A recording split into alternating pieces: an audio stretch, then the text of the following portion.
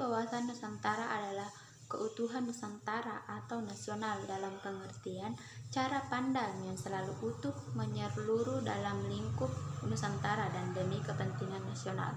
Berarti setiap warga negara, bangsa, dan aparat negara harus berpikir, bersikap, dan bertindak secara utuh menyeluruh dalam lingkup dan demi kepentingan bangsa, termasuk produk-produk yang dihasilkan oleh lembaga negara. Nusantara memiliki peran penting untuk mewujudkan persepsi yang sama bagi seluruh warga negara Indonesia. Perbedaan persepsi, perbedaan pendapat, dan fleksi-fleksi antar kelompok dalam konteks sosiologis, politis, serta demokrasi dianggap hal yang wajar dan sah-sah saja.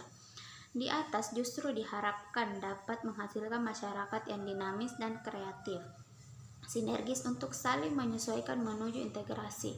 Suatu pantangan yang harus dihindari adalah perebutan tindakan yang melanggar norma-norma etika, moral, nilai agama, atau normatif. Wawasan yang disepakati bersama perlu dimengerti, dipahami, disosialisasikan bahwa Nusantara sebagai kesatuan kewilayahan kesatuan tidak dapat ditawar lagi, tidak dapat diganggu-gugat sebagai harga mati yang normatif.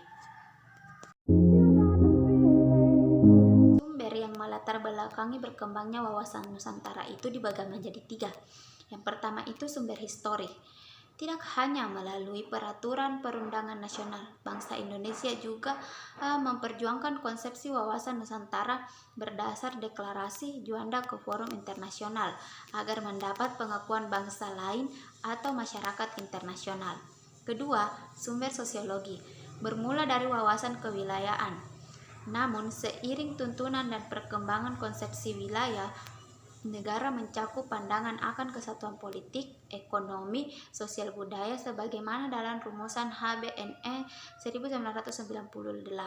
Wawasan Nusantara adalah cara pandang dan sikap bangsa Indonesia mengenai diri, lingkungan, dan mengutamakan persatuan. Kedua, sumber politik. Latar belakang politis kepentingan nasional mencakup cita-cita nasional, tujuan, dan visi nasional warga negara bermula dari deklarasi Juanda, kemudian dirumuskan dalam naskah GBHNN sebagai hasil konsep politik. Adapun dinamika dan tantangan yang dihadapi. Yang pertama, pemberdayaan masyarakat.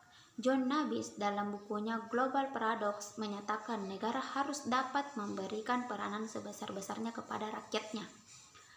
Pemberdayaan masyarakat dalam arti memberikan peranan dalam bentuk aktivitas dan partisipasi masyarakat untuk mencapai tujuan nasional hanya dapat dilaksanakan oleh negara-negara maju dan bottom planning, sedang untuk negara berkembang dengan top-down planning karena adanya keterbatasan kualitas sumber daya manusia sehingga diperlukannya landasan operasional berupa GBHN. Tantangan yang kedua dan dinamikanya, dunia tanpa batas. Perkembangan iptek, perkembangan global saat ini sangat maju dan pesat, didukung dengan perkembangan iptek yang sangat modern khususnya di bidang teknologi informasi, komunikasi, dan transformasi. Seakan dunia sudah menyatu menjadi kampus dunia. Dunia menjadi transparan tanpa mengenal batas negara, sehingga dunia menjadi tanpa batas. Kondisi yang demikian membawa dampak kehidupan seluruh aspek kehidupan bermasyarakat, berbangsa, bernegara, yang dapat mempengaruhi pola pikir, pola sikap, dan pola tindak seluruh masyarakat Indonesia di dalam aspek kehidupannya. Keterbatasan kualitas sumber daya manusia Indonesia di bidang iptek merupakan tantangan serius menghadapi gempuran global, mengingat penguasaan iptek merupakan nilai tambah untuk berdaya saing di percaturan global.